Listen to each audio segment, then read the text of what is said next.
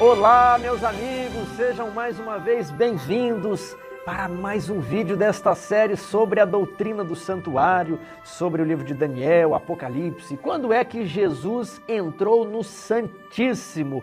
Qual é a estrutura do santuário celestial? Estamos tratando destes e de outros temas relacionados, não é, Anderson? Exatamente. O Anderson lá do canal História na Profecia está participando conosco e esta série está chegando ao fim.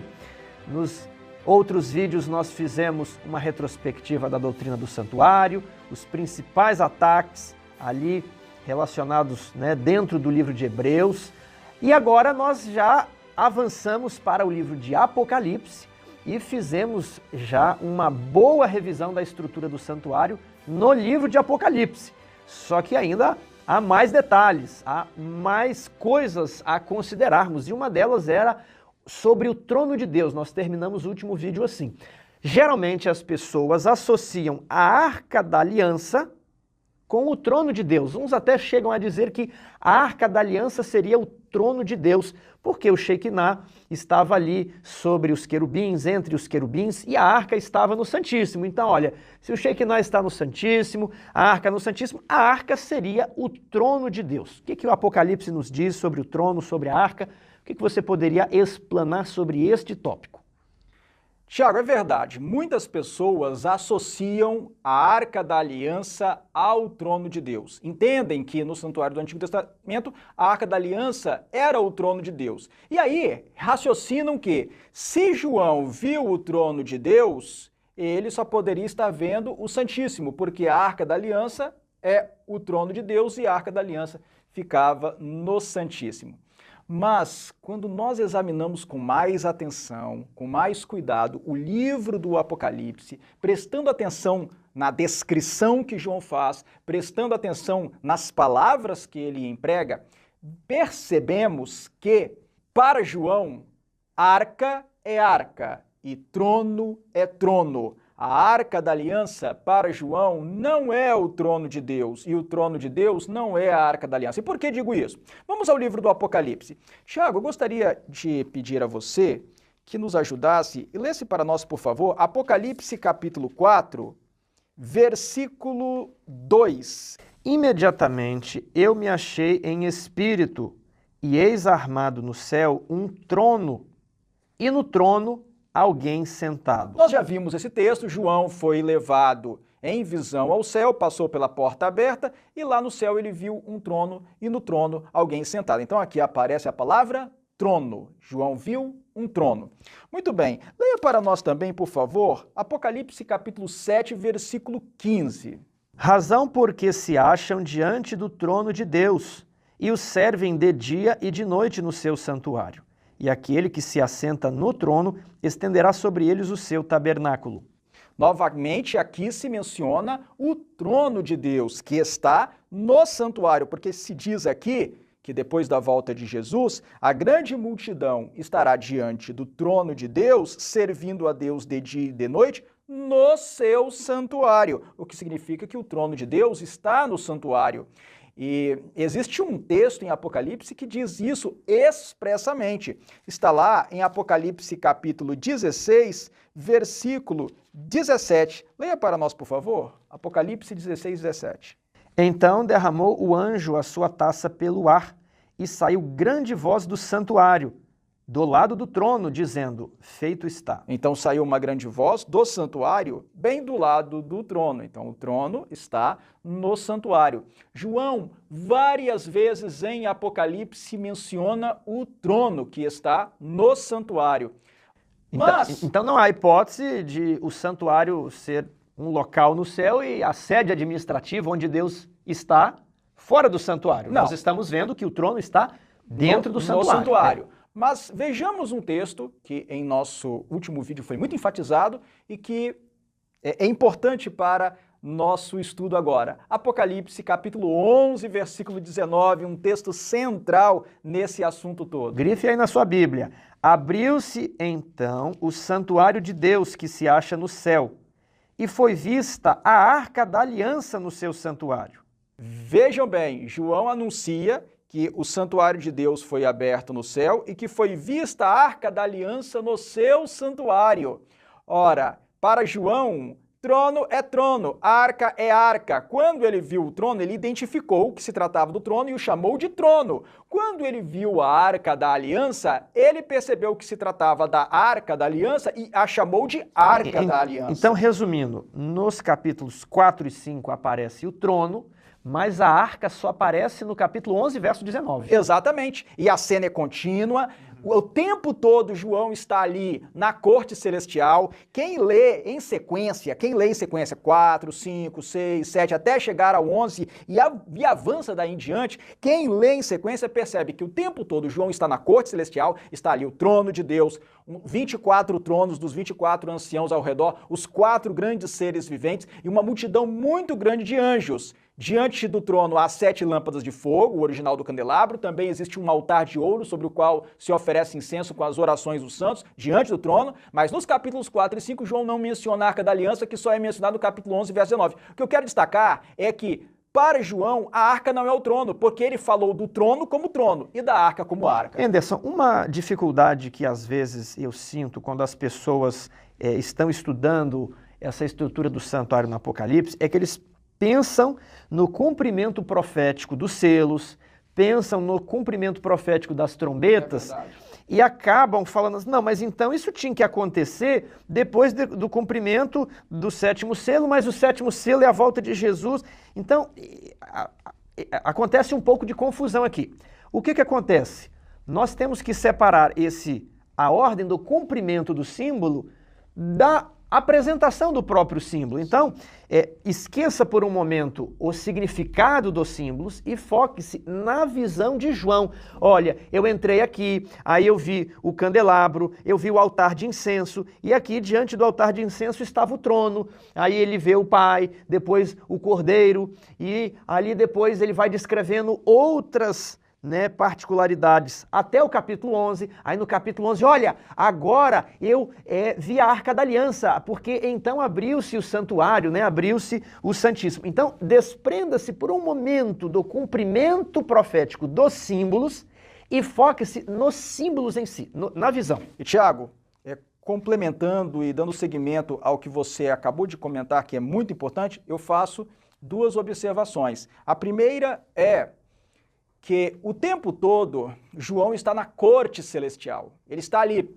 vendo o trono de Deus, 24 anciãos, 4 seres viventes, os anjos e o Cordeiro. Ele está o tempo todo vendo isso. Quando o Cordeiro desata sucessivamente os selos do livro, são mostradas cenas. Essas cenas são apresentadas a João e a toda a corte celestial.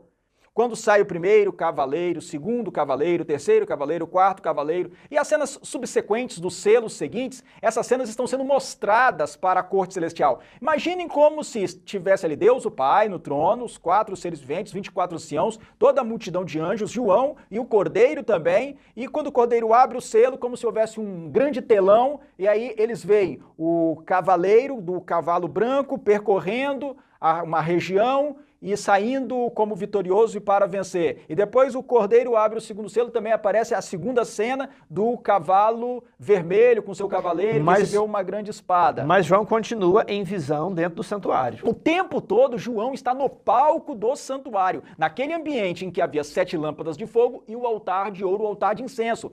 E antes de se abrir um compartimento mais interno do santuário, João continua nesse ambiente. E essa é a minha segunda observação, o meu segundo comentário com base no que você falou. Vejamos Apocalipse capítulo 11, versos 15 e 16. Leia para nós, por favor, Tiago. O 7º anjo tocou a trombeta e houve no céu grandes vozes dizendo: o reino do mundo se tornou de nosso Senhor e do seu Cristo, e ele reinará pelos séculos dos séculos. E os 24 anciãos que se encontram sentados nos seus tronos diante de Deus, prostraram-se sobre os seus rostos e adoraram a Deus. Olhem bem aqui o verso 16. É a prova de que João continua naquele ambiente dos 24 anciãos, dos 4 seres viventes. Que apareceram no capítulo 4. Eles estão o tempo todo. Ele viu uma porta aberta. Isso. E entrou lá. Está no mesmo ambiente. Em todo o Apocalipse, João está no mesmo ambiente, é no santuário celestial. Todas as coisas extras estão sendo mostradas para João, estando João no ambiente do santuário. Mas até aqui, ele não tinha visto a Arca da Aliança, mas aí ele anuncia, ele está dentro do santuário e ele anuncia, abriu-se então o santuário de Deus que se acha no céu. E agora eu vi a Arca da Aliança. Por quê? Porque se abriu o Santo dos Santos do santuário celestial. Apesar de eu já ter falado, eu quero insistir novamente, dando um outro exemplo no ponto que gera confusão, que é o seguinte: essa visão se passou em Pátimos e João subiu em espírito, em visão, ao santuário celestial. Mas João estava lá em Pátimos. Quem sabe essa visão levou um dia, talvez 2 dias, mas essa visão aconteceu num contínuo, ali no Apocalipse. Então, todos esses eventos, João ali no santuário, se deram ali em uma visão. Agora, o cumprimento profético desses símbolos, ele se estende ao longo da história. Só corroborando com tudo que nós já falamos aqui. Mas continuando a tratar do tema do trono e da Arca da Aliança a respeito do que você me questionou, o primeiro ponto é esse. Em Apocalipse, João distingue entre trono e arca. Trono é trono, arca é arca. As duas coisas não se confundem, são coisas verdadeiramente distintas. Esse é o primeiro ponto para responder a sua pergunta. Mas eu tenho mais a dizer. Algumas pessoas se confundem por causa de declarações do Antigo Testamento de que Deus estava entronizado entre os querubins. E elas, por causa de declarações do Antigo Testamento nesse sentido, e são várias vezes, são várias declarações nesse sentido, são vários textos. Eu digo aqui, nós podemos colocar aí na tela, não é, a lista de textos que dizem claramente que Deus estava entronizado entre os querubins sobre o propiciatório. E aí a pessoa, com base nisso, numa leitura rápida, apressada, sem aprofundamento, logo conclui, a arca é o trono. O problema é só uma conclusão sem avaliar todas as evidências. Todas as evidências, todas as informações, e elas concluem, a arca é o trono. Mas e a arca fica no Santíssimo. Aí eles já concluem, o trono só pode ficar no Santíssimo. Eles já concluem dessa maneira, e muitos de nossos irmãos, influenciados por objeções suscitadas pelos evangélicos à compreensão adventista do santuário, e por não se aprofundarem no estudo, acabam confundindo suas ideias e se pronunciando da mesma maneira. Bem, mas vamos então agora organizar o nosso pensamento. A Arca da Aliança não era o trono de Deus. Não era o trono de Deus. Mas o que era a Arca da Aliança? Bem, primeiro ponto. A Arca da Aliança era uma caixa feita de madeira, revestida de ouro. Ela não era feita de ouro, ela era revestida de ouro, que tinha como principal objetivo guardar a lei de Deus. Guardar os 10 santos preceitos do Decálogo, os 10 mandamentos da lei de Deus, que foram escritos pelo próprio Deus, com o seu dedo, em tábuas de pedra. Essas 2 tábuas de pedra foram guardadas dentro da arca. A Arca da Aliança era o local para se guardar a lei de Deus. E eu gostaria de ler aqui um pequeno trecho de Ellen White, no livro O Grande Conflito, a página 433, lá naquele capítulo intitulado A Imutável Lei de Deus. Ellen White diz o seguinte: a arca do tabernáculo terrestre continha as 2 tábuas de pedra, sobre as quais se achavam inscritos os preceitos da lei de Deus. E ela diz: a arca era mero receptáculo das tábuas da lei. E a presença desses preceitos divinos é que lhe dava valor e santidade. É o que Ellen White diz em O Grande Conflito, no começo do capítulo A Imutável Lei de Deus. Eu queria apenas aproveitar que você leu o texto de Um Grande Conflito e falar para as pessoas que estão nos ouvindo, eu gostaria de estudar, que livro vocês nos indicam? Gostaria de indicar, primeiramente, o livro O Grande Conflito. Certamente. Você tem lá o capítulo 28 e os capítulos antes e depois. O capítulo 28 diz assim, o grande juízo investigativo. Leia, mas não só leia não. Quando ela fizer referência às passagens, você tem que abrir na Bíblia e falar, que texto é esse? Por que ela está citando essa passagem? E às vezes ela fala um parágrafo, escreve um parágrafo, e no final cita 2 ou 3 textos. Aí você fala, por que ela está combinando esses 2 ou 3 textos? E aí você vai estudar todo esse assunto no livro Grande Conflito. Existem mais livros, mas de inicial, esse é um livro muito acessível, fácil a todo mundo, muitas pessoas têm em sua casa. Estude o Grande Conflito, esse texto que foi lido estava Thiago, no Grande Conflito. Eu gostaria de aproveitar o seu lembrete, o seu incentivo, para incentivar que os irmãos que estão interessados em compreender com segurança a doutrina do santuário, com base bíblica e com o respaldo do espírito de profecia, peguem o livro Grande Conflito e anotem aí os capítulos que vocês deverão estudar com profundidade. Primeiro capítulo sobre o assunto, capítulo 18, uma profecia muito significativa. Ali vocês vão entender o cálculo das 2.300 tardes e manhãs e das 70 semanas. Depois, capítulo 22 e capítulo 24. Os capítulos 22 e 24 são muito importantes para preparar a pessoa para compreender a doutrina do santuário e do juízo investigativo. 22 e 24. Mas mais diretamente, os capítulos 23, o santuário celestial, centro de nossa esperança. O capítulo 28, que foi o capítulo sugerido pelo Tiago, o grande juízo de investigação. Especialmente capítulo 23 e capítulo 28 são os capítulos mais significativos para a pessoa entender a doutrina do santuário, mas é como o Tiago falou, não basta simplesmente ler. Leia, releia, tente compreender cada declaração, releia as passagens que ela indica nas Escrituras para você compreender bem todo o assunto. Eu citei aqui... Às vezes a pessoa lê o Grande Conflito, acha, não, isso é um livro, né? Um livro devocional. Não, aquilo ali é um livro teológico, principalmente o Grande Conflito. Ele é denso, ele possui muitos textos. Eu já li o Grande Conflito, li de novo, falei, gente, ele possui camadas ali, porque ela está montando toda a estrutura e ela está justificando na Bíblia porque a estrutura é montada assim, ó, esse verso se encaixa com esse por causa disso, disso. Agora, ela escreve de uma maneira simples e talvez pela simplicidade muitas pessoas possam menosprezar, é uma coisa tão simples, mas não. É um livro importante e você precisa verificar essas passagens, anotar na sua Bíblia e se aprofundar no assunto. Muito bem. O texto que eu li em O Grande Conflito encontra-se no começo do capítulo 25, a imutável lei de Deus, e reforça o que acabamos de verificar. A Arca da Aliança era um mero receptáculo da lei de Deus. O seu objetivo era guardar a lei de Deus.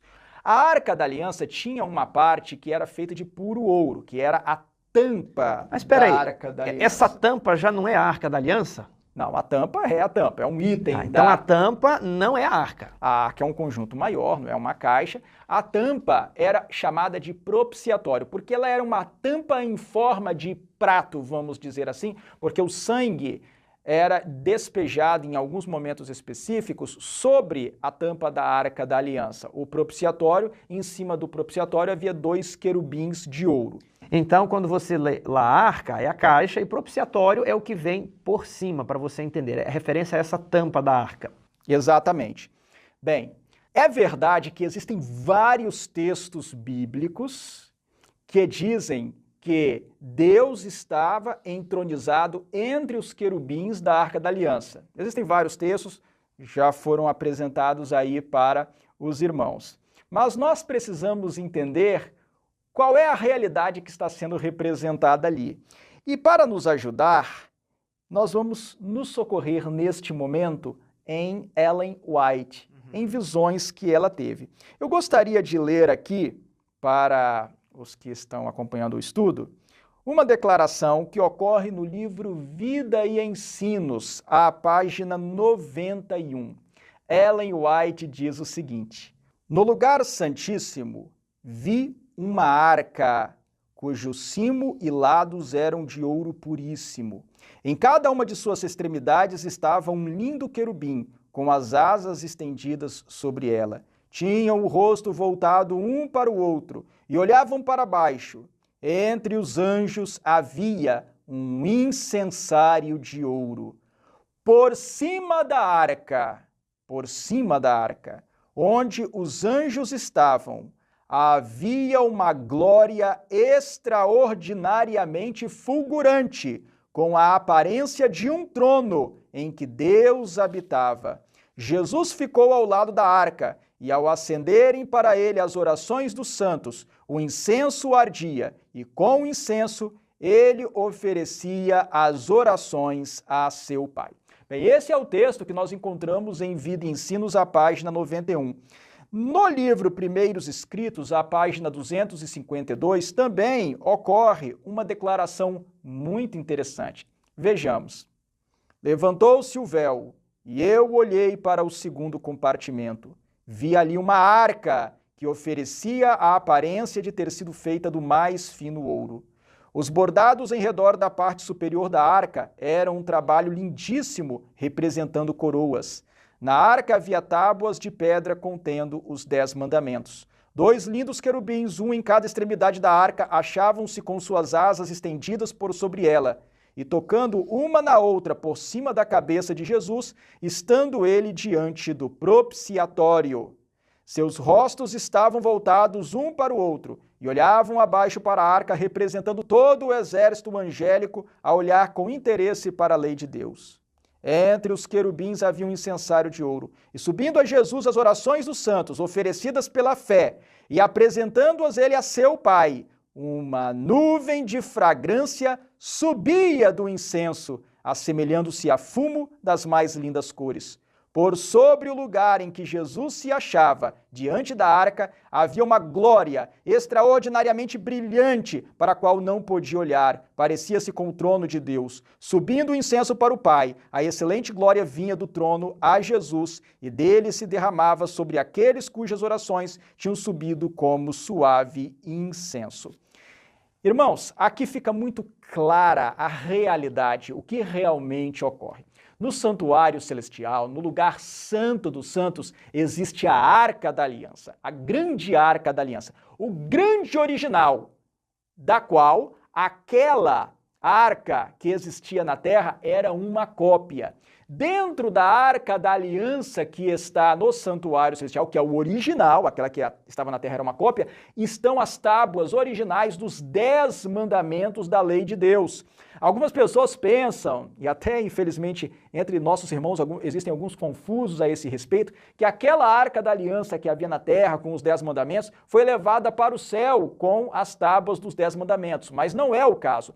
Ellen White diz no livro Profetas e Reis, que aquela Arca da Aliança que havia na terra, com aqueles 10 mandamentos, com aquelas tábuas que foram talhadas por Moisés, aquela Arca da Aliança foi escondida antes da destruição de Jerusalém pelos exércitos da Babilônia e nunca mais foi perturbada desde então. A Arca da Aliança que João e Ellen White viram no céu, no Santo dos Santos do Santuário Celestial, é o grande original, e lá está a lei de Deus. Bem, Ellen White disse que Jesus se colocou diante da arca. Em cima da arca, em cima do propiciatório, estava posicionado um turíbulo, um incensário. E Jesus, então, com aquele turíbulo, fazia com que o incenso, misturado com as orações dos santos, subisse a Deus. Subisse a Deus? Como assim subisse a Deus? Porque Deus estava acima da arca, num trono acima da arca, entre os querubins.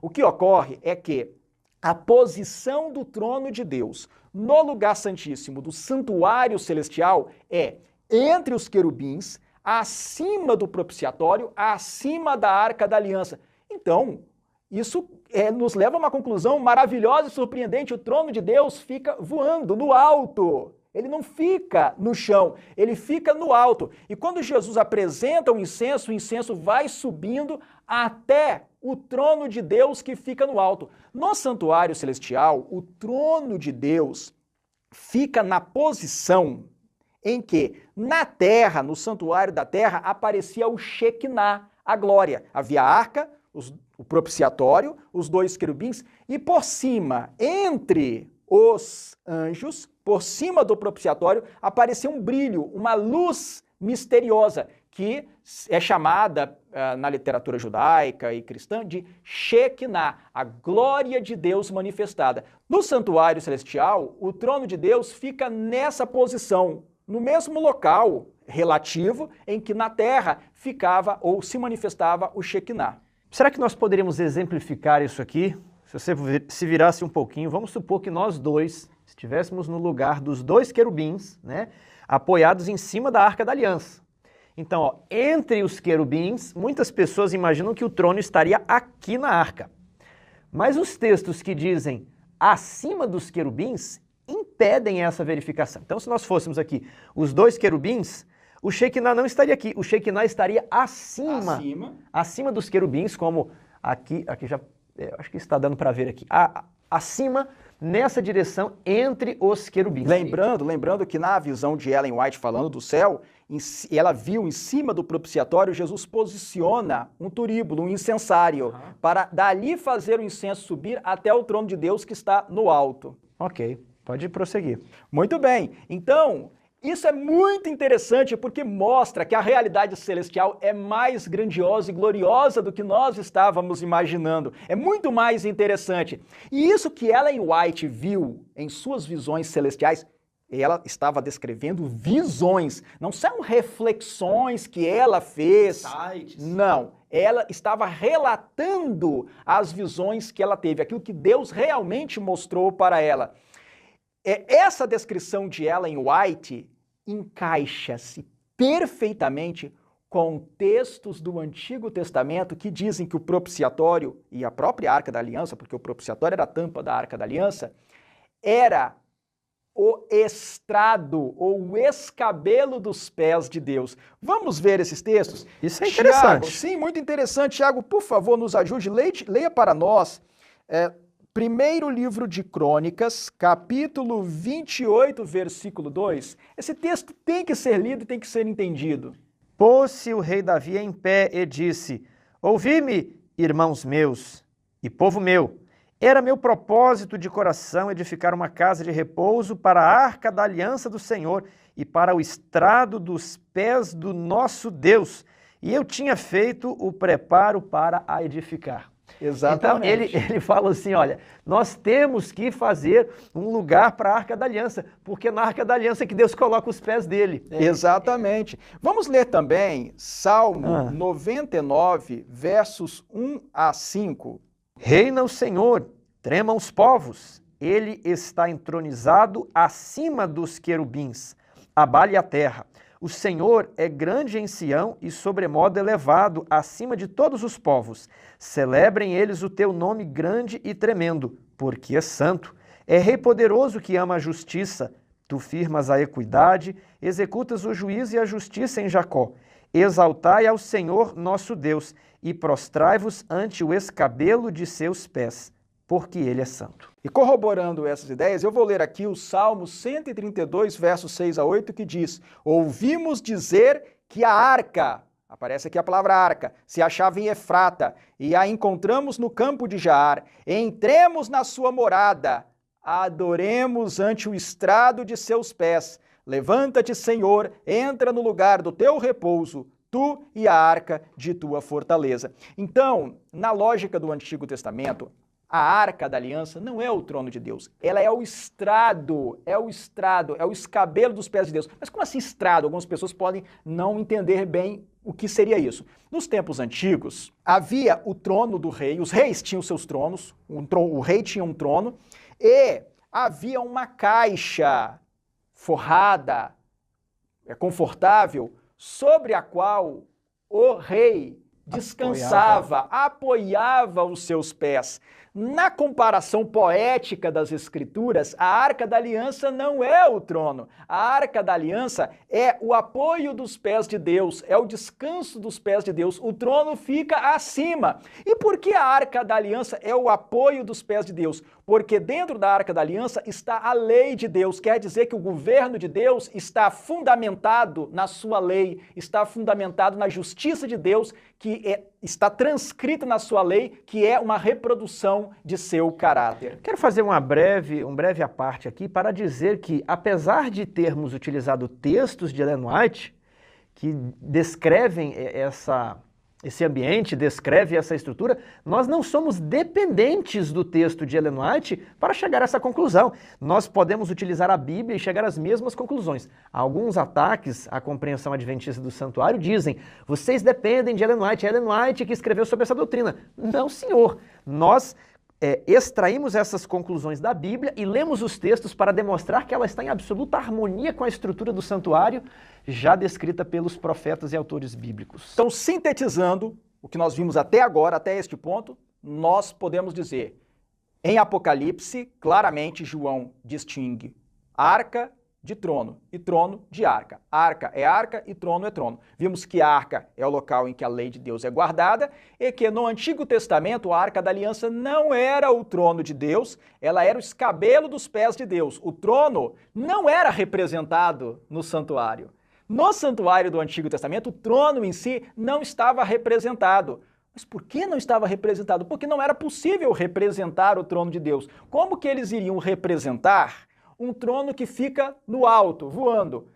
Em lugar de um móvel para representar o trono de Deus, aparecia o Shekinah, a manifestação da glória de Deus. O trono ficava ou ficaria no local em que estava ou em que aparecia a Shekinah. E no lugar santíssimo do santuário celestial, a Arca da Aliança não é o trono de Deus, não existe o trono no lugar da arca, como se a arca representasse o trono, então lá no céu não existe arca, existe trono. Não, isso não é verdade. Existe a Arca da Aliança e por cima da Arca da Aliança, entre os querubins, está o grande trono de Deus no lugar santíssimo do santuário celestial. Ok. Mas segundo essa descrição que você nos passou, de que o trono não é a arca, né? A arca é o estrado dos pés de Deus, que está entronizado acima dos querubins, o trono estaria ali acima da arca. Isso não parece resolver o nosso problema, porque se o trono está acima da arca, o trono e Deus estariam no Santíssimo, e se Jesus subiu para o santuário celestial à destra da majestade, então Jesus foi logo para o Santíssimo. Como que nós vamos resolver essa situação? Qual é a explicação que nós temos nos textos inspirados para isso? Tiago, nós chegamos aqui a um ponto central de nosso estudo, e é um ponto em que muitos não estão conseguindo harmonizar as ideias ficam confusas, ficam atrapalhadas. De fato, conforme nós vimos nos textos de Vida e Ensinos e Primeiros Escritos, Ellen White viu em visão celestial um trono acima da arca e entre os querubins no lugar santíssimo do santuário celestial. Isso está claro. E isso é compatível, como vimos, com vários textos do Antigo Testamento que falam do Senhor entronizado entre os querubins e acima dos querubins, acima da Arca da Aliança. Também tudo isso está em harmonia. Mas nós vimos também, com muita clareza, que em Apocalipse, João, o apóstolo João, descreve o trono de Deus no lugar santo, na primeira divisão do santuário celestial. E por quê? Relembrando, porque algumas pessoas acabam esquecendo, porque ele entrou por uma porta que ele viu que já estava aberta no céu, Apocalipse capítulo 4, versículo 1, viu um trono armado no céu, Apocalipse capítulo 4, versículo 2, viu diante do trono 7 lâmpadas ardendo continuamente, que são o original do candelabro, Apocalipse capítulo 4, versículo 5, e viu também na presença de Deus, diante do trono, um altar de incenso, um altar de ouro, que é o altar de incenso, Apocalipse capítulo 8, versículo 3 e capítulo 9, versículo 13. Então, por esses elementos, fica claro que o trono que João viu está no lugar santo do santuário celestial. E temos, só relembrando o que foi dito no vídeo anterior, a prova insofismável disso, pelo fato de que, nos capítulos 4, 5, 6, 7, 8, 9, 10 e até o capítulo 11, versículo 18, João não menciona a Arca da Aliança, mas no capítulo 11, verso 19, ele diz: abriu-se então o santuário de Deus que se acha no céu, e foi vista a Arca da Aliança. Estudamos a dinâmica das portas. Tudo isso nós já vimos. Então, em Apocalipse, claramente, sem dúvida nenhuma, o trono é mencionado no lugar santo do santuário celestial. Bem, mas então haveria aí um conflito? Apocalipse coloca o trono no lugar santo. Os textos do Antigo Testamento falam do Senhor entronizado entre os querubins da Arca da Aliança. Aí está parecendo que Ellen White colocou Jesus logo no Santíssimo, na posição evangélica, e o Apocalipse está sustentando uma posição adventista. Pois é, mas aqui no livro Primeiros Escritos, nós temos a harmonização de tudo isso, a solução para tudo isso, e está no capítulo O Fim dos 2300 Dias, na página 54 de Primeiros Escritos. Vamos ler o conteúdo deste capítulo com atenção. Diz o texto: Vi um trono, e assentados nele estavam o Pai e o Filho. Contemplei o semblante de Jesus e admirei sua adorável pessoa. Não pude contemplar a pessoa do Pai, pois uma nuvem de gloriosa luz o cobria. Perguntei a Jesus se seu Pai tinha a forma dele. Jesus disse que sim, mas eu não poderia contemplá-lo. Pois disse, se uma vez contemplares a glória de sua pessoa, deixarás de existir. Perante o trono vi o povo do advento, a igreja e o mundo. Vi dois grupos, um curvado perante o trono, profundamente interessado, enquanto o outro permanecia indiferente e descuidado. Os que estavam dobrados perante o trono ofereciam suas orações e olhavam para Jesus. Então Jesus olhava para seu Pai e parecia estar pleiteando com ele. Uma luz ia do Pai para o Filho e do Filho para o grupo em oração. Vi então uma luz excessivamente brilhante que vinha do Pai para o Filho, e do Filho ela se irradiava sobre o povo perante o trono. Mas poucos recebiam esta grande luz. Muitos saíam de sob ela e imediatamente resistiam-na. Outros eram descuidados e não estimavam a luz e se afastava deles. Alguns apreciavam-na e iam e se curvavam com um pequeno grupo em oração. Todo este grupo recebia a luz e se regozijava com ela, e seu semblante brilhavam com glória. Muito bem, agora prestemos especial atenção na narrativa de Ellen White a partir deste ponto. Você está lendo o capítulo todo sem omitir nenhuma parte, né? Capítulo inteiro.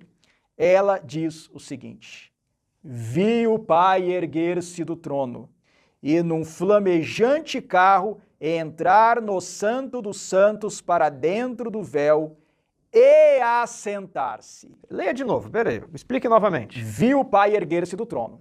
Ellen White tinha visto um trono, no trono estavam assentados o Pai e o Filho, e estava sendo representado ali um grupo em oração diante do trono. E ela diz, então, num determinado momento, vi o Pai erguer-se do trono. O Pai, somente o Pai, se ergue do trono. E ele, então, num flamejante carro, entra no Santo dos Santos, para dentro do véu, e então se assenta lá no Santo dos Santos. Tá, então existe um trono no Santo dos Santos e existe um trono fora do Santo dos Santos? Exatamente. Não é possível chegar a nenhuma outra conclusão senão essa. E esse carro poderia ser aquele carro que Ezequiel viu? Esse carro certamente é. Nós vamos falar ainda um pouco mais desse carro, porque precisamos ler o texto, mas é o carro glorioso. Nós vamos falar sobre esse carro, é muito interessante. O carro de nuvens, com rodas, com anjos, é um carro glorioso que carrega, que transporta a majestade celestial. Tá, mas eu quero saber do detalhe, porque o texto diz que existe um trono no Santíssimo e um outro trono onde o Pai estava sentado, do qual ele se levantou. Exatamente. E esse é o detalhe que está no texto. Vai lá. Há um trono no lugar santo, conforme aparece em Apocalipse, capítulos 4 e 5. Ellen White não está inovando. Não, a visão dela está em perfeita harmonia com Apocalipse. Há um trono no lugar santo, conforme Apocalipse 4 e 5. O Pai se levanta do trono num determinado momento, entra num carro glorioso de nuvens e nesse carro flamejante ele entra para o Santo dos Santos e, então, lá no Santo dos Santos, ele se assenta. Então ele se assenta num trono no Santíssimo. E Ellen White, em outras visões, disse que viu um trono acima dos querubins, entre os querubins e acima dos querubins, por cima da Arca da Aliança, no Santíssimo. São dois tronos. Na visão de Ellen White, são dois tronos. Um trono no Santo e um trono no Santíssimo. Mas vamos continuar a leitura. Ellen White diz o seguinte: então Jesus se levantou do trono. E esse ponto aqui é importante. Porque quando se diz que o Pai se ergueu do trono, Jesus não se ergueu imediatamente, Jesus continuou assentado no trono. Não é o trono do santo que vai para o Santíssimo, porque alguns pensam assim, que o trono do santo vai para o Santíssimo, mas não pode ser isso. A teoria é chamada de o trono móvel. E poderemos falar mais sobre isso depois. Não é o trono que está no lugar santo que vai para o Santíssimo. Existe um trono no santo. Estavam assentados o Pai e o Filho. O Pai se ergue, entra num carro flamejante e vai para o Santo dos Santos. E lá dentro ele se assenta. Mas enquanto isso, Jesus continua sentado no trono que está fora do Santo dos Santos. Mas depois ela diz: então Jesus se levantou do trono e a maior parte dos que estavam curvados ergueram-se com ele. Não vi um raio de luz sequer passar de Jesus para a multidão descuidada depois que ele se levantou, e eles foram deixados em completas trevas. Os que se levantaram quando Jesus o fez, conservavam os olhos fixos nele, ao deixar ele o trono e levá-los para fora, a uma pequena distância. Aí o texto continua. Então ele ergueu seu braço direito e ouvimos-lo dizer com sua amorável voz: esperai aqui, vou a meu Pai para receber o reino. Isso lembra Daniel capítulo 7, versículo 14. Vi sobre as nuvens do céu e o fizeram chegar ao ancião de dias. Mas depois a gente fala mais sobre isso.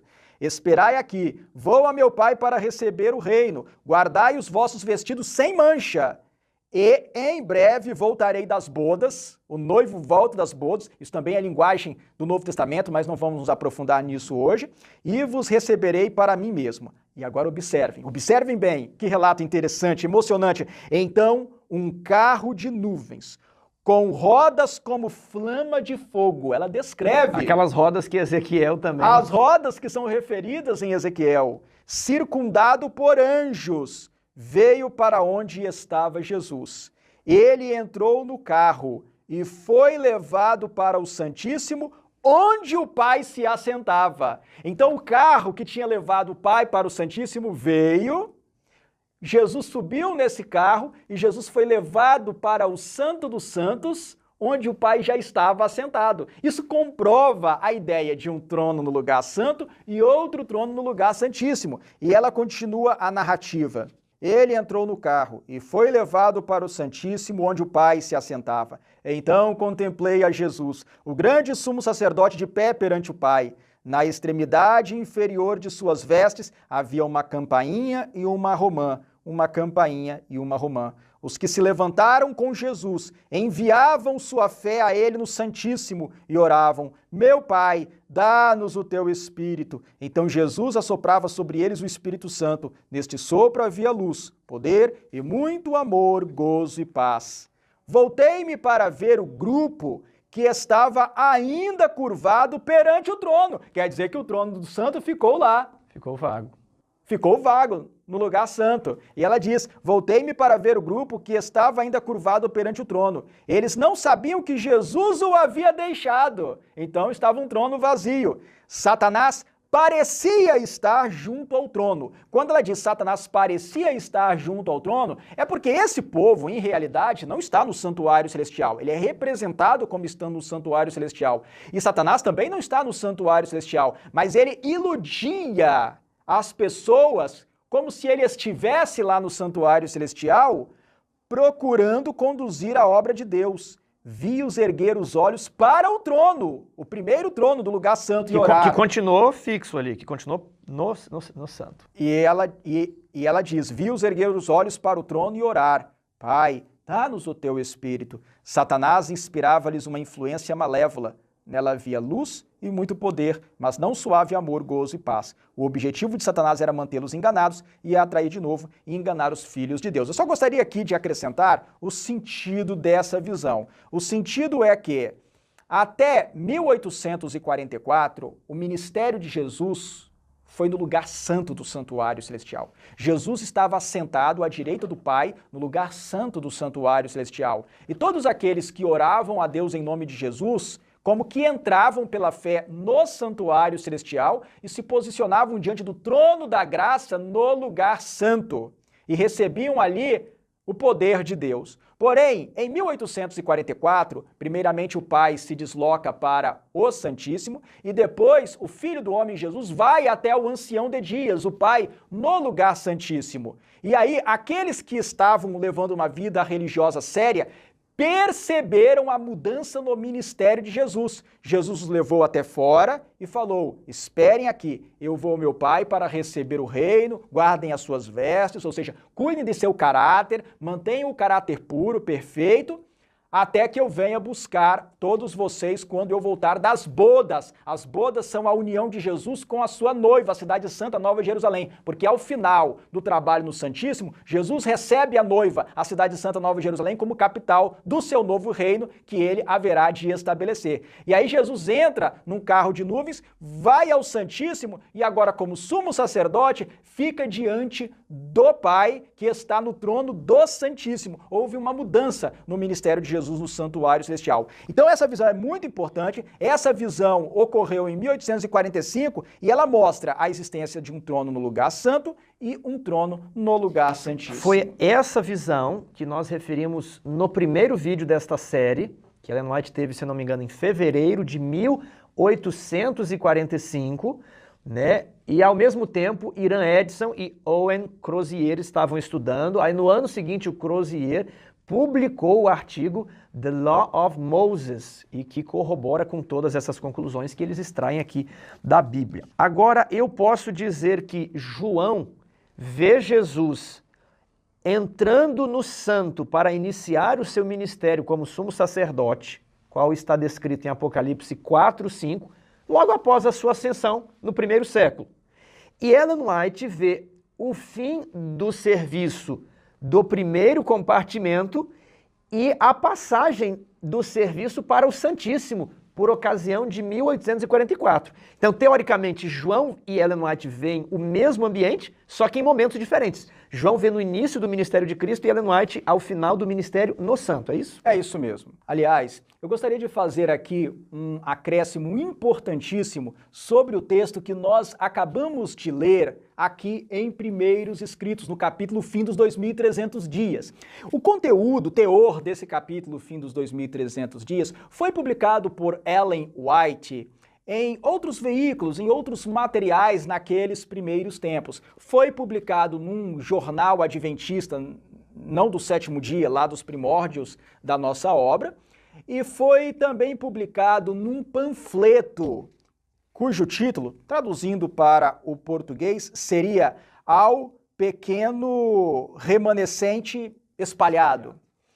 E nesse texto, desse panfleto, assinado por Ellen Harmon, de 6 de abril de 1846, ocorrem alguns trechos, algumas declarações que não foram incluídas aqui em Primeiros Escritos. Esse livro é um pouco posterior.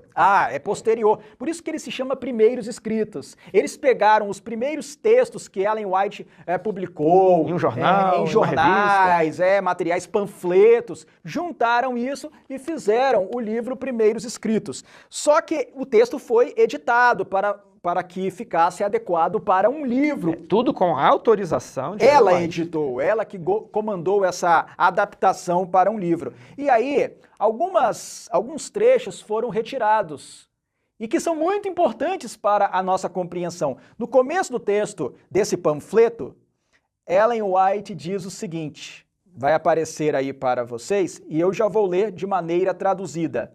Em fevereiro de 1845, eu tive uma visão de eventos começando com o clamor da meia-noite.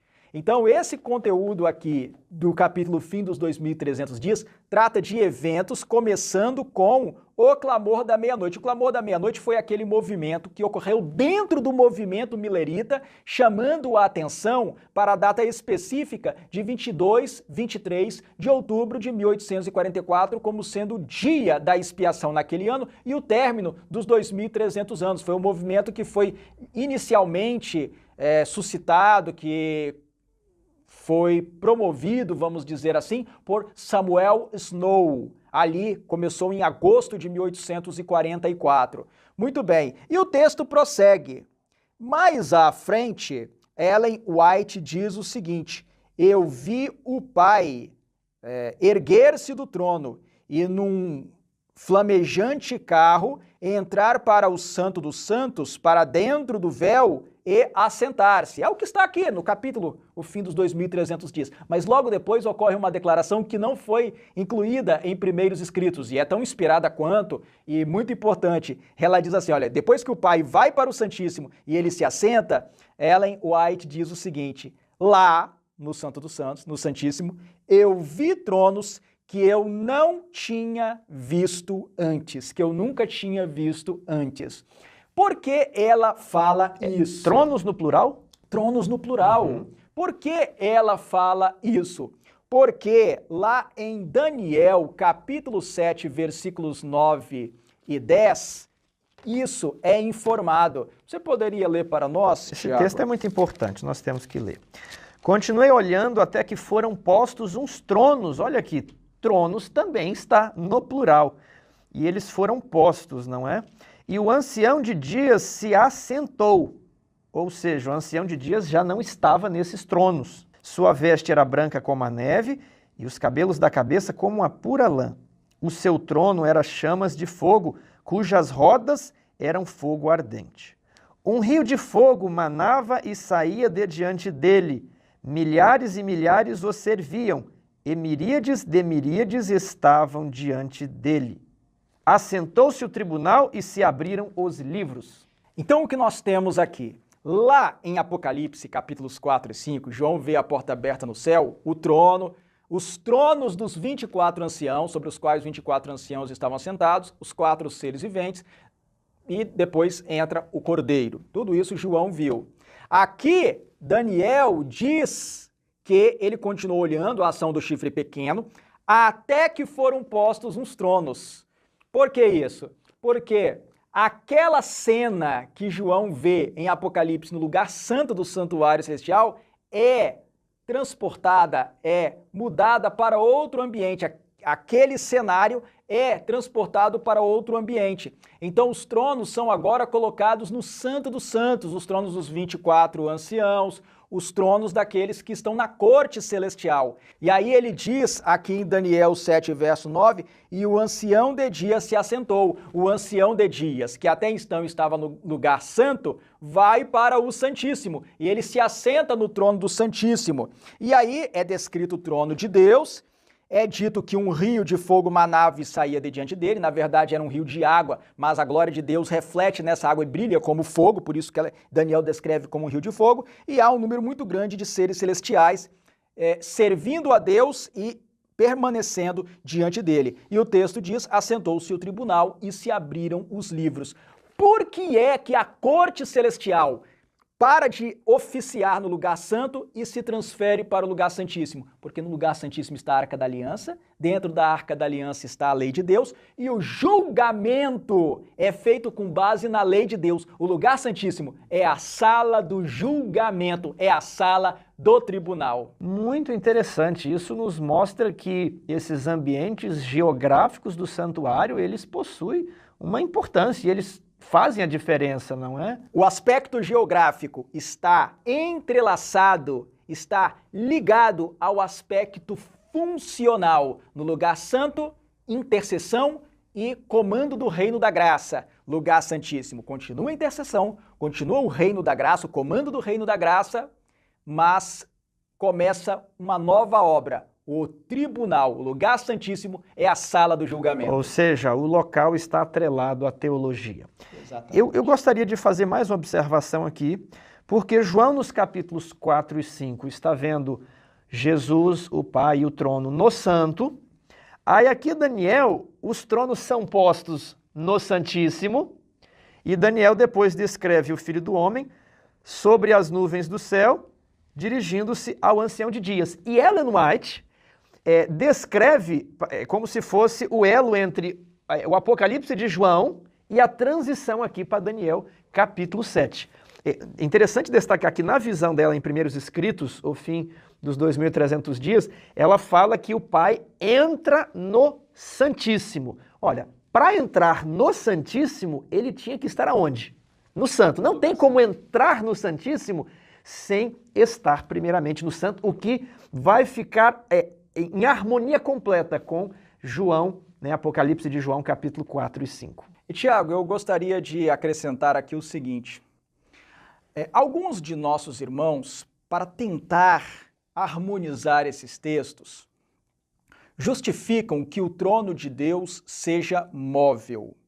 Bem, embora isso seja uma verdade parcial, isso não explica tudo nem harmoniza tudo.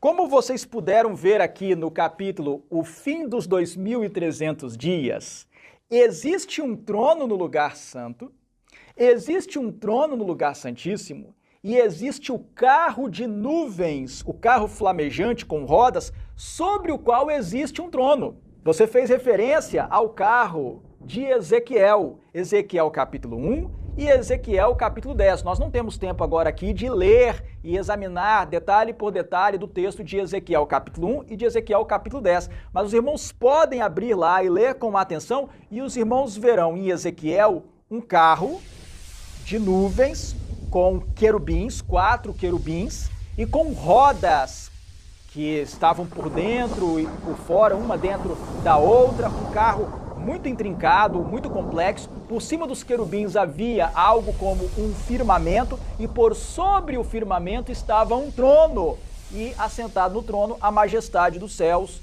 o Senhor nosso Deus. Essa estrutura complexa, gigantesca, gloriosa, difícil até de compreender, esse carro majestoso é o carro que conduz a divindade.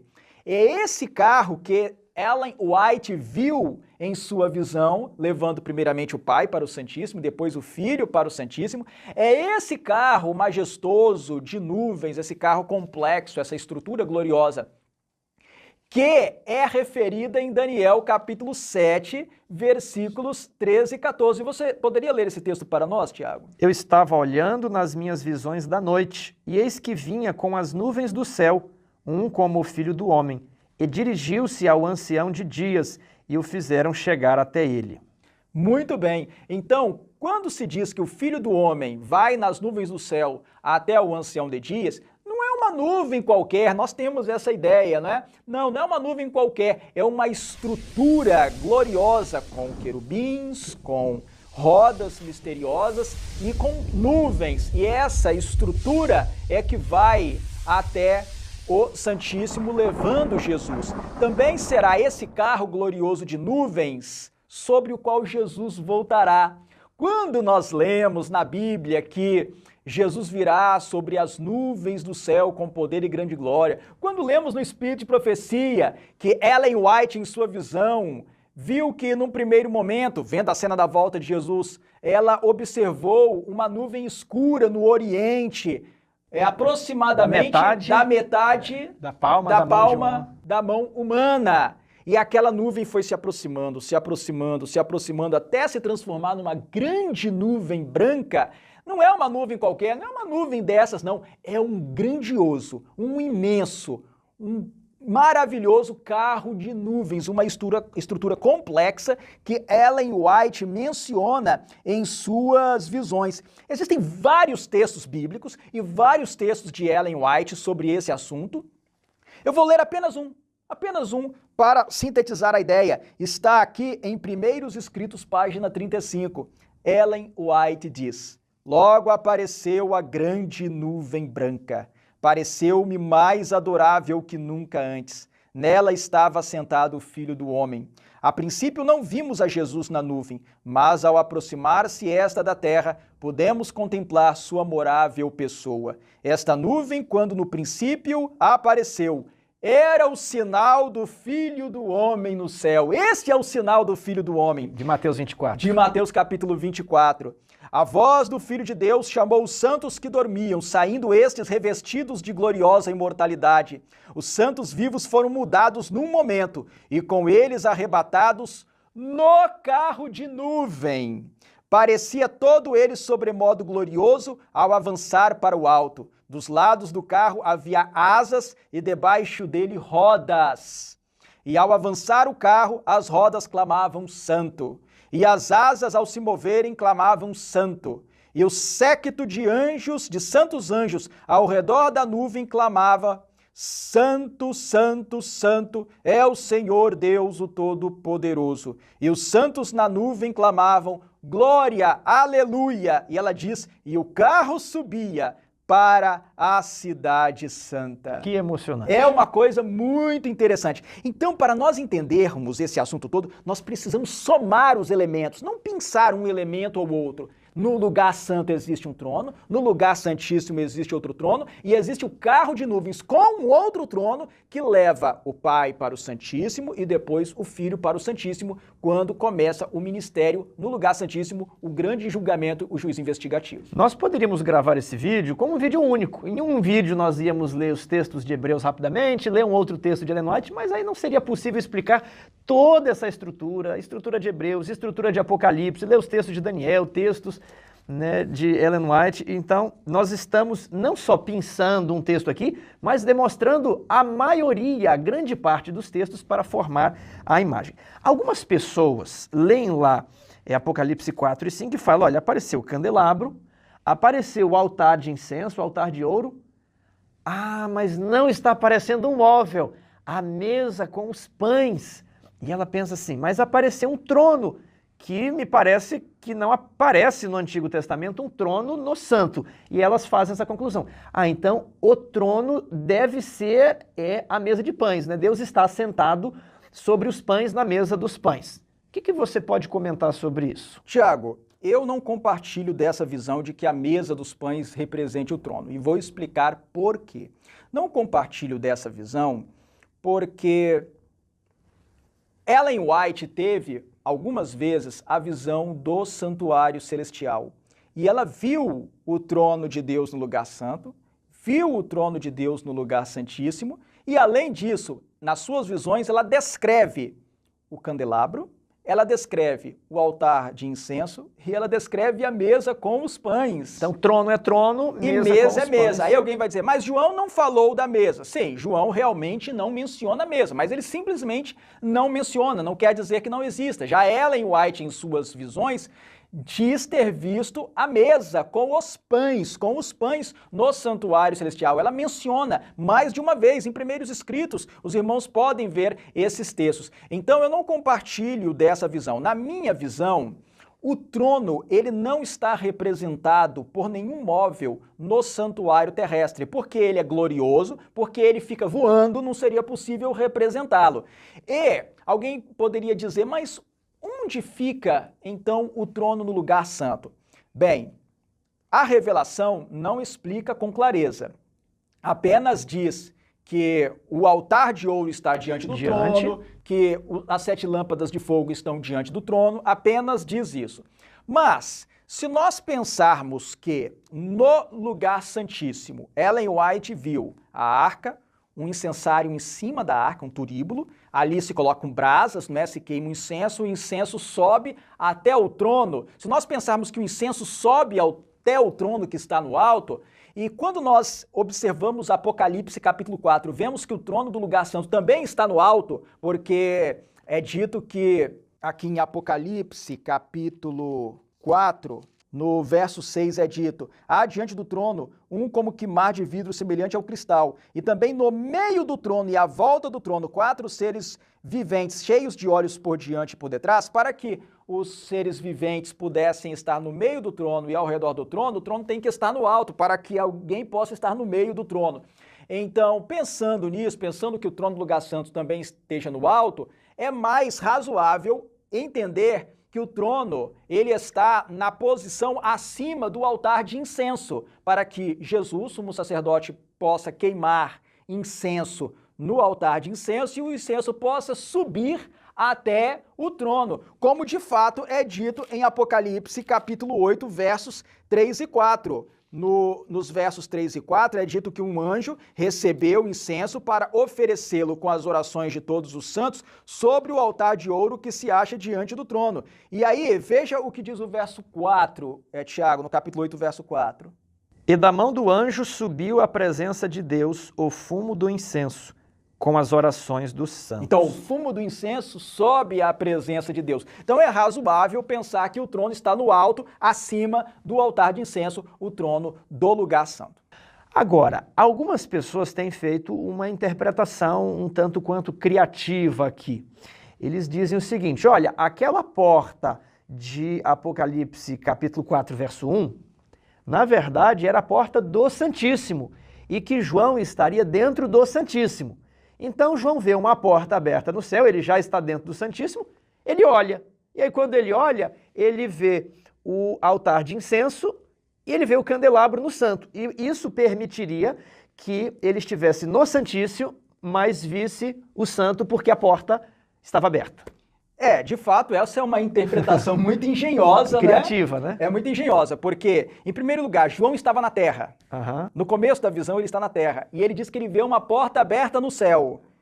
E aí ele é chamado para ir ao céu, E aí a pessoa entende, alguns entendem que ele já vai ao Santíssimo, que essa porta é a porta do Santíssimo. Bem, mas então ele Como é que ele entrou? Como é que ele está vendo a porta aberta do Santíssimo e não está vendo a porta aberta do Santo, se ele está na terra, olhando da terra para o céu? Aí alguns dizem, não, mas Deus pode fazer algo de modo que ele não preste atenção naquele primeiro momento no lugar santo e ele já veja o Santíssimo. Tudo bem, mas então ele é levado em visão, ele vai para o Santíssimo, na interpretação desses, olha a porta do Santíssimo aberta e pela porta do Santíssimo ele vê o que está no lugar santo. Mas aí há um problema. Por que que ele não mencionou a Arca da Aliança? A Arca da Aliança... Coisa mais importante. Era o móvel mais importante do santuário terrestre. É o móvel mais importante do santuário celestial. É onde está a lei de Deus. Depois ele teria um problema. Se ele já estava no Santíssimo, e aí Apocalipse 11:19, abriu-se então o santuário, não há harmonia nessa interpretação dos textos. Exatamente, porque se ele já está no Santíssimo ali no capítulo 4 e essa porta é do Santíssimo, por que ele não menciona a Arca da Aliança? Aí depois, lá no capítulo 11, verso 19, como o Tiago mencionou, ele faz uma declaração de surpresa. Abriu-se então o santuário de Deus e foi vista a Arca da Aliança no seu santuário. Ora, mas por que ele falaria isso se ele já tinha visto a Arca da Aliança antes? Pois é, essa interpretação está valorizando mais um raciocínio subjetivo que a pessoa está tentando justificar aqui no texto, desconsiderando elementos objetivos textuais postos com clareza no texto. Não dá para ser assim. A cena dos capítulos 4 e 5 é a do lugar santo, como no capítulo 6, 7, 8, 9, 10, 11, e somente no capítulo 11, verso 19, é que o Santíssimo se abre. E não somente isso, Tiago, mas quando eu falo isso, eu tenho fundamento no espírito de profecia. Vejamos o que diz Ellen White no livro O Grande Conflito a esse respeito. Abriu-se no céu o templo de Deus e a arca do seu concerto foi vista no seu templo. Apocalipse capítulo 11, versículo 19. A arca do concerto de Deus está no Santo dos Santos, ou lugar santíssimo, que é o segundo compartimento do santuário. No ministério do tabernáculo terrestre, que servia como exemplar e sombra das coisas celestiais, este compartimento se abria somente no grande dia da expiação, para a purificação do santuário. Portanto, o anúncio de que o templo de Deus se abrira no céu e de que fora vista a arca de seu concerto indica a abertura do lugar santíssimo do santuário celestial em 1844, ao entrar Cristo ali para efetuar a obra finalizadora da expiação. E corroborando também essa declaração de Ellen White, eu gostaria de ler aqui para os que estão assistindo ao nosso vídeo uma declaração de Hiram Edson. Mostre a capa. Aqui no livro A Astronomia e a Glória do Adventismo, no apêndice final número 15, nós inserimos a íntegra do manuscrito de Hiram Edson, tanto em português quanto em inglês, em que ele conta a sua experiência do milharal da manhã do dia 23 de outubro de 1844, ainda dentro do dia da expiação naquele ano, que foi do dia 22 ao dia 23 do pôr do sol ao pôr do sol em Jerusalém. E aqui, na sua narrativa, Hiram Edson declara o seguinte: depois do desjejum, disse a um de meus irmãos, vamos visitar e animar alguns de nossos irmãos. Nós fomos. E enquanto cruzávamos um extenso campo, eu fui detido aproximadamente na metade dele. O céu pareceu abrir-se diante de mim e vi, distinta e claramente, que em vez de nosso sumo sacerdote ter saído do Santíssimo, do santuário celestial, para vir à terra no 10º dia do 7º mês, no término dos 2.300 dias, nesse dia ele havia entrado pela primeira vez no segundo compartimento desse santuário e que ele teria uma obra a fazer no lugar santíssimo antes de vir à terra. Nessa data, ele havia entrado nas bodas, em outras palavras, diante do ancião de dias, a fim de receber o reino, domínio e glória, e que nós devemos esperar por seu retorno das bodas. E minha mente foi dirigida para o capítulo 10 de Apocalipse, onde eu pude ver que a visão havia falado e não mentira. O 7º anjo havia começado a fazer soar sua trombeta. Nós tínhamos comido o livrinho, tinha sido doce em nossa boca, e agora tinha se tornado amargo em nosso estômago, amargando todo o nosso ser. Que nós devemos profetizar outra vez, etc. E que quando o sétimo anjo começou a tocar, o templo de Deus foi aberto no céu, e lá foi vista em seu templo a arca de seu testamento, etc. E aí ele só completa o seu relato dizendo: enquanto eu me encontrava parado no meio do campo, meu companheiro havia seguido caminhando, quase mais que o alcance da voz, antes de perceber que eu não o acompanhava. Quando me perguntou por que me havia detido por tanto tempo, respondi: o Senhor estava respondendo à nossa oração matutina, dando-nos luz sobre o desapontamento. Contei essas coisas para meus irmãos.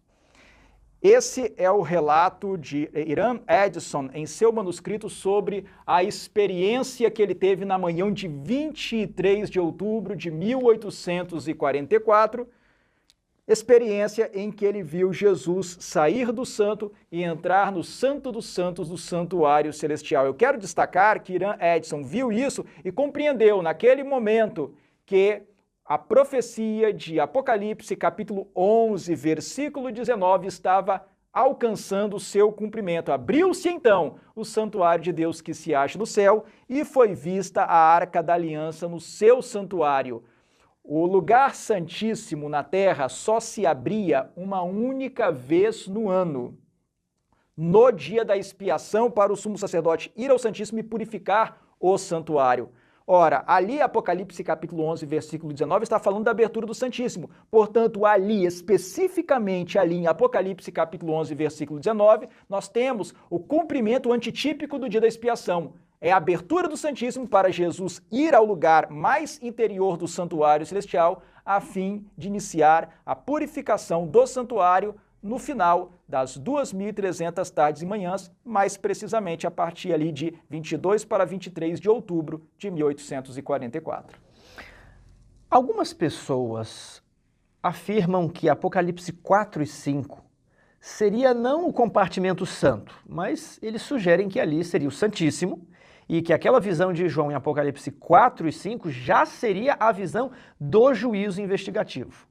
Não sei porque eles não trabalham, alguns artigos que já li tratando sobre o tema, não trabalham necessariamente com o mobiliário, né, com o candelabro, com o altar, mas ficam focados no trono e já fazem aquele raciocínio. Bem, o trono é a Arca da Aliança, ou o trono, né, está no Santíssimo, então Apocalipse 4 e 5, que é a visão do trono, deve ser o juízo.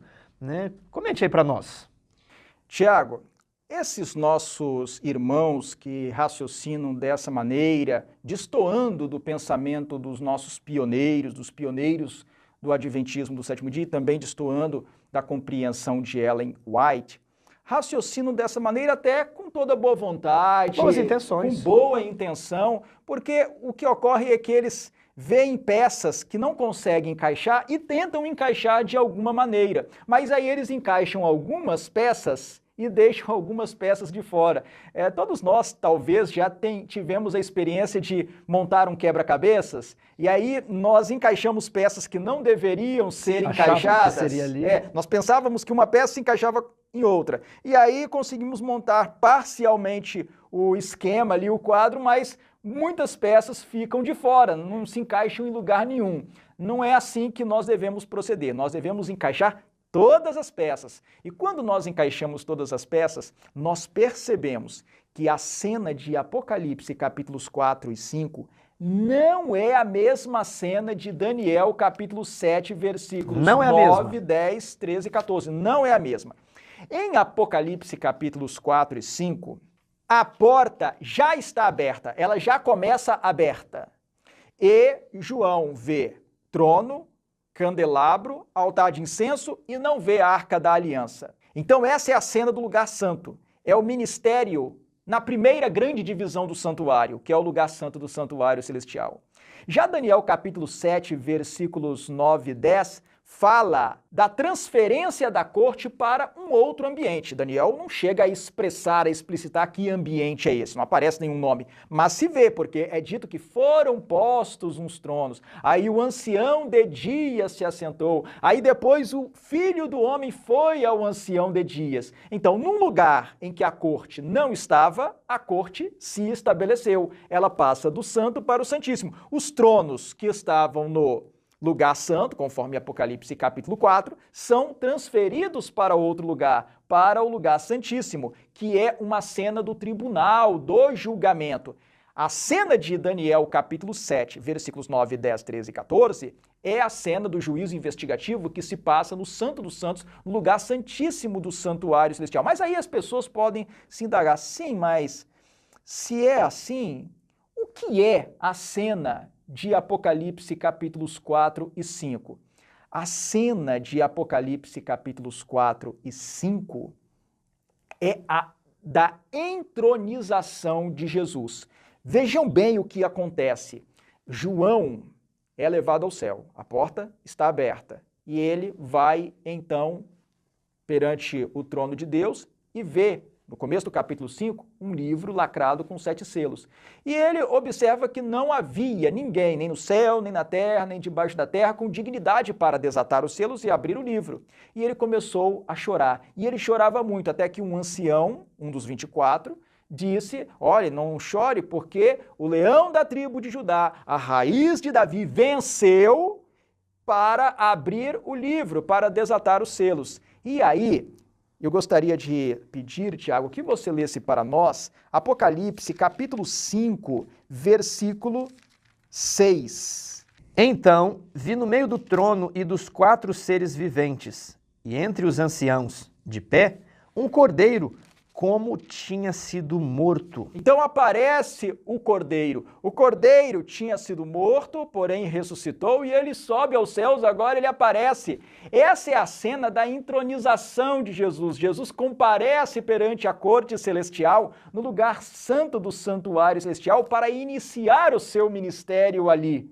Essa cena é também descrita no último capítulo do livro O Desejado de Todas as Nações. Para não tomar muito tempo, nós não vamos ler aqui o belíssimo relato das páginas finais de O Desejado de Todas as Nações. Mas se você pegar ali o último capítulo do livro O Desejado de Todas as Nações e ler as páginas finais, você perceberá que a cena que Ellen White relata é a cena de Apocalipse capítulo 5. Não somente isso, ela cita os versos de Apocalipse capítulo 5. Basta você comparar os elementos de Apocalipse 5 com a cena relatada por Ellen White ali no final de O Desejado de Todas as Nações, com a entronização de Jesus. E eu gostaria de frisar aqui, Tiago, uma coisa muito importante. Por que é importante entender que Apocalipse 4 e 5 se refere a uma cena no lugar santo e ao início do ministério de Jesus no santuário celestial? Porque você acabou de ler Apocalipse capítulo 5, versículo 6, um texto que deve ser anotado, guardado aí como um texto muito precioso.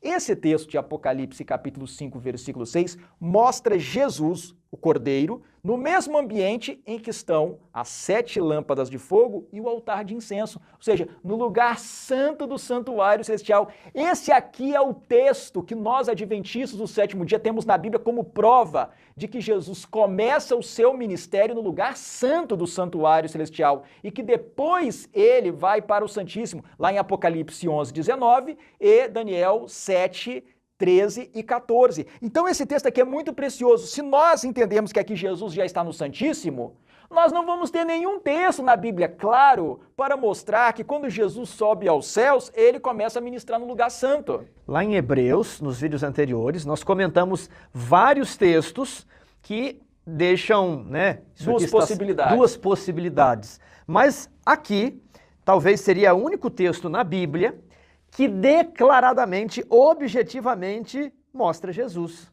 no primeiro compartimento. Então não seria uma interpretação, não seria por tipologia, se o sacerdote entrava no primeiro, Jesus também entrou, não é nada disso. João está vendo o cordeiro no primeiro compartimento, e eu acho muitas vezes as pessoas interpretam isso aqui como sendo o Santíssimo, e nós perdemos o único texto na Bíblia que fala de Jesus no lugar santo. Às vezes faz isso com boas intenções, não é com más intenções, mas aí nós perdemos essa referência. E eu gostaria de comentar também o seguinte: algumas pessoas podem pegar o texto de Daniel, capítulo 7, versículo 13, que nós já lemos aqui, que fala que o Filho do Homem vai ao Ancião de Dias e dizer: olhe, o Ancião de Dias, que é Deus o Pai, sempre esteve no Santíssimo. Jesus vai ao Ancião de Dias. É Jesus quem vai ao Ancião de Dias. É Jesus que se movimenta. Mas eles se esquecem de observar, Tiago, que lá no capítulo 7, versículo 9, primeiramente Daniel diz que foram postos uns tronos e o Ancião de Dias se assentou. Ou seja, ele não estava sentado lá. Ele não estava ali. Eles se esquecem de observar esses detalhes. Então, os evangélicos, teólogos que atacam a compreensão adventista do sétimo dia, muitas vezes não observam esses detalhes que os nossos pioneiros observaram e que estão claros na Bíblia e reforçados no espírito de profecia. Eu também gostaria de acrescentar o seguinte: em Apocalipse capítulo 11, versículos 15 a 19, nós temos ali o soar da sétima trombeta, que ocorreu em 1844. Muitos irmãos colocam a sétima trombeta só quando Jesus voltar. A volta de Jesus faz parte da sétima trombeta, mas a sétima trombeta não começa com a volta de Jesus, nem se restringe à volta de Jesus. Nós estamos no período da sétima trombeta. A sétima trombeta começa quando o santuário se abre, no seu recinto mais interior, e se pode ver a Arca da Aliança, o que aconteceu em 1844.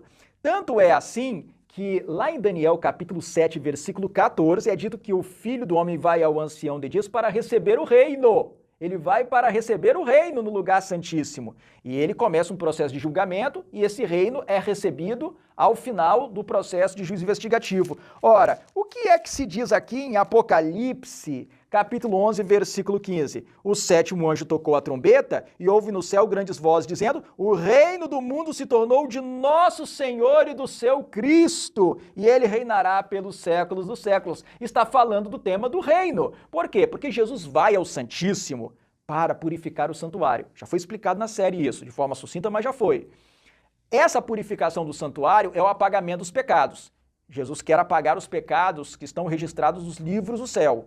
Mas aí ele examina os livros para ver o quê? Para ver se o seu povo, os membros da igreja, realmente se arrependeram de seus pecados e permitiram que a graça de Cristo renovasse as suas vidas e permitiram que o amor de Deus, inundando os seus corações, eliminasse todo o egoísmo, toda a preocupação consigo mesmo e gerasse neles o amor supremo a Deus e ao seu próximo. Jesus vai examinar a vida das pessoas e está examinando a vida das pessoas para verificar, com respeito ao seu povo, quem realmente abandonou o pecado e quem não abandonou o pecado. Aqueles que se arrependeram e foram transformados pelo Espírito Santo, se permitiram ser transformados pelo Espírito Santo, porque quem faz a obra é Deus, quem faz a obra em nosso coração, e nós contribuímos, permitimos que Ele faça essa obra. Aqueles que permitiram isso terão seus nomes confirmados no livro da vida e suas boas obras confirmadas no grande livro memorial e os pecados apagados dos livros de registro. Agora, muitos, mesmo tendo se batizado, mesmo tendo professado o nome de Jesus, ido à igreja, mas levaram uma vida religiosa negligente, sendo mentirosos, falsos, transgredindo alguns mandamentos, não se preocupando com as orientações divinas, sendo maldosos, sendo emocionalmente descontrolados, ou seja, não permitiram que a graça os transformasse plenamente. Por causa desses pecados, para os quais não houve arrependimento nem abandono, Jesus não poderá apagar nenhum dos pecados dessas pessoas dos livros do céu. O seu nome será apagado do livro da vida e suas boas obras do livro memorial. Assim, Jesus, no processo de juízo investigativo, ele está selecionando os súditos do seu reino, mas não por uma decisão arbitrária de Deus, mas com base nas decisões que as pessoas fazem todos os dias. E depois que ele terminar essa obra de juízo investigativo, de juízo da casa de Deus, a Bíblia usa essa expressão, o juízo da casa de Deus, e ele separar o joio do trigo, então, tendo apagado os pecados dos que se salvam dos livros do céu, Jesus vai dar por encerrada essa obra. E então Deus, o Pai, Senhor do universo, vai entregar para Jesus, na condição de príncipe deste mundo, o príncipe deste mundo por legitimidade, o legítimo príncipe deste mundo, porque Satanás é um príncipe deste mundo. Por usurpação. Por usurpação.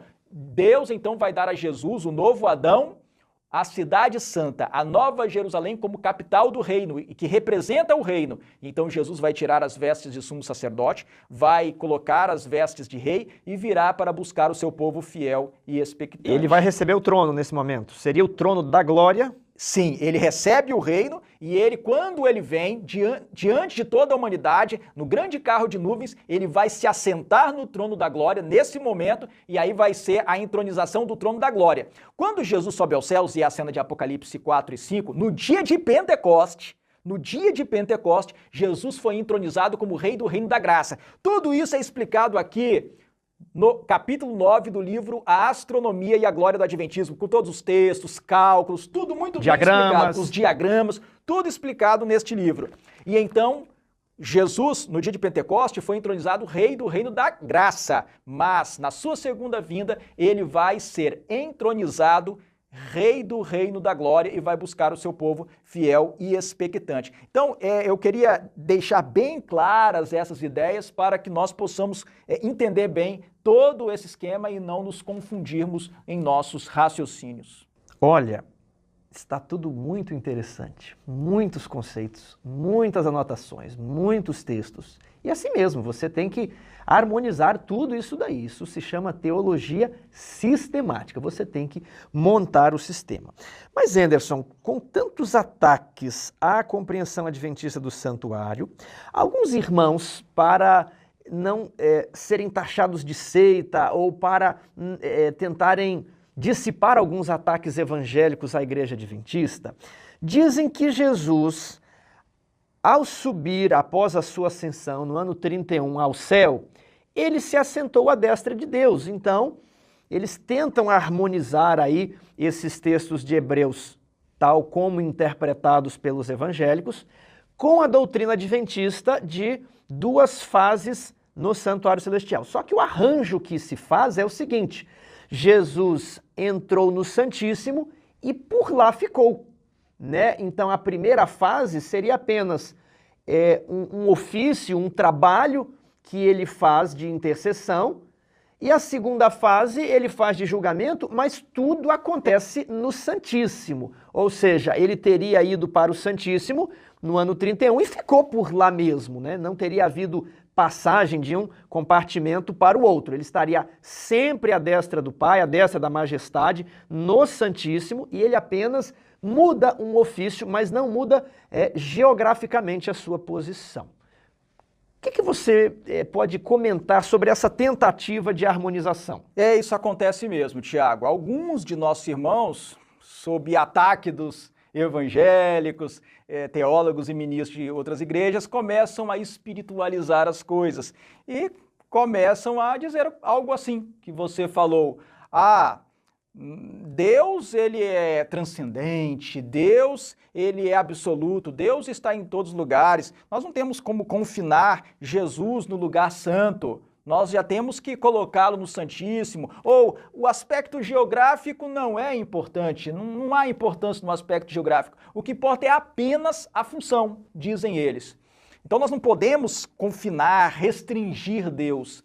Irmãos, nós não estamos querendo restringir Deus. Ninguém quer restringir Deus. Ninguém quer restringir Deus. Deus é absoluto, Deus pode fazer o que Ele quiser, conforme Ele bem entender, sua vontade é soberana. Mas é justamente porque sua vontade é soberana, é que sua vontade e sua revelação devem ser respeitadas. Ele que escolheu. Ele que escolheu que o santuário fosse bipartido. Não fui eu, Anderson, não foi o Tiago. A igreja adventista. Ou a igreja adventista do sétimo dia. Quem foi lá e pegou o santuário e dividiu. Deus quis que fosse assim. E Deus valoriza, assim, aspectos geográficos. Deus escolheu Jerusalém para que fosse a cidade em que estaria o seu templo aqui na terra. Deus escolheu que nessa cidade seu filho haveria de morrer. No final dos 1000 anos, Onde é que vai descer a Cidade Santa Nova Jerusalém? Poderia descer em qualquer lugar. Poderia vir para o Brasil, poderia ser aqui no Brasil, poderia ser nos Estados Unidos, mas não. A Bíblia, o Espírito de profecia deixam claro que o Monte das Oliveiras vai se fender, é a profecia de Zacarias capítulo 14, vai se formar um grande vale e é ali que no final dos 1000 anos Jesus vai descer e é ali que vai pousar a Cidade Santa Nova Jerusalém. Então aspectos geográficos são importantes por causa da vontade de Deus. Deus quis assim. Deus criou um sistema num santuário que está no céu, não é o próprio céu, com duas divisões. A grande divisão do lugar santo e a grande divisão do lugar santíssimo. Ele quis que uma fase do ministério se passasse no lugar santo e a outra fase se passasse no lugar santíssimo. A fase do santíssimo é a do julgamento. O julgamento ocorre no Santíssimo, grande juízo da casa de Deus, de que fala a primeira carta de Pedro, capítulo 4, versículos 17 e 18. Por quê? Porque no Santíssimo está a lei de Deus. Então Deus quis que fosse assim. Deus pode fazer o que ele bem entender. Deus está no céu, mas pelo seu Espírito e pelo seu poder, ele está em todo lugar, ele está conosco aqui neste momento. Mas o palco, o local do ministério de Jesus, homem, porque o Jesus que é o mediador entre Deus e os homens é Jesus homem, é um ser humano, é Deus feito homem, é Deus homem. Então, o local do ministério de Jesus, homem, até 1844, está claro na revelação, foi o lugar santo. Existem vários textos no Espírito de profecia que mostram Jesus no lugar santo até 1844. Basta nós lermos os primeiros escritos. E ele entra no Santíssimo em 1844 para o grande juízo da casa de Deus. Também eu quero frisar aqui, Tiago, algo importante que Ellen White comenta no livro O Grande Conflito. Eu não separei o texto aqui, mas a gente pode colocar aí na tela. Na edição nós podemos exibir o texto. Não devemos pensar que quando falamos em santuário celestial, o santuário do céu seja uma tendinha pequena, bem restrita, do tamanho da tenda que existia na terra. Aqui em Apocalipse capítulo 5, versículo 11, nós vemos que dentro do santuário estão milhões e milhões de anjos. Daniel 7 também fala. Miríades e miríades. O santuário celestial é gigantesco, ele é imenso, o lugar santo é muito grande, o lugar santíssimo é muito grande. Não pensemos em algo restrito como era aqui na terra, mas a planta é a mesma, a lógica é a mesma. O santuário da terra era uma miniatura, uma cópia em miniatura do santuário celestial. É tão grande que para ir do santo para o santíssimo, o pai e o filho usam um carro de nuvens. Então é uma coisa que está além da nossa compreensão. Nós não precisamos pensar numa tenda feita de tecido. É uma estrutura muito gloriosa, muito ampla. Ellen G. White fala disso em O Grande Conflito. Mas o fato é que o santuário foi apresentado nesses termos, dessa forma, ele é assim e nós só podemos ensinar aquilo que está escrito e é o está escrito que importa, portanto, realmente. Até 1844, Jesus atuou no lugar santo. De 1844 para frente, Jesus passou a atuar no lugar santíssimo. Bem, vamos fazer uma breve recapitulação dos textos que a pessoa que defende essa posição de que Jesus assentou-se à destra de Deus no Santíssimo e lá ficou, apenas muda o ofício, mas geograficamente no Santíssimo. Vamos citar os textos que teriam de ser enfrentados, A pessoa possivelmente vai utilizar Hebreus para dizer, olha, ele está à destra da majestade e vai fazer um raciocínio. Onde que está a majestade? No Santíssimo. Só que aí ele vai ter um problema com Daniel 7. Sim, claro. Onde foram postos uns tronos. Claro. E o Filho do Homem fizeram-se a chegar até o ancião de dias. Então, esse texto está falando de uma movimentação... E também o ancião de dias se assentou, Isso, uma movimentação geográfica. Depois, ele vai ter que explicar Apocalipse 4 e 5, de os móveis do santo e Jesus ali diante do trono no santo, e que o santuário de Apocalipse 11 e 19, o segundo compartimento, abre e mostra-se a Arca da Aliança. Sim. Tudo bem. Depois, ele também tem que enfrentar os textos de Ellen White, onde ela é explícita quanto a uma movimentação física. E não existem apenas o texto de primeiros escritos, o fim dos 2.300 dias, Existem outros. Existem vários outros textos. Existe a dinâmica das portas. Então, estou aqui fazendo uma recapitulação dos textos que nós lemos, que dizem que não em 1844 44 não houve apenas uma mudança de ofício, mas houve uma mudança de compartimento. Exatamente. E esse é o firme alicerce que os pioneiros, sob muito esforço, muita oração, muito jejum, noites orando para tentar entender esses textos. Gente, isso aqui é uma coisa grande, imagina encaixar tudo isso. E Ellen White diz que o anjo falou, olha, ai de quem mover um alfinete dessas mensagens. Né? Essa é uma plataforma inamovível. Então ela é muito bem construída, muito bem, né, costurada. Então eu acho que a pessoa não pode simplesmente, né, olha, mas Hebreus entrou no Santo dos Santos, tudo bem. Agora você tem que me explicar Daniel, Apocalipse e os textos de Ellen White também. Tudo isso está muito interessante. Nós já fizemos muitos aprofundamentos, nós expandimos aqui o nosso conhecimento sobre o santuário, funcionamento das portas, trono da graça, trono da glória. Eu fico empolgado, meus amigos, quando nós podemos estudar isso aqui e conectar todas essas mensagens. Mas há uma pergunta que não quer calar.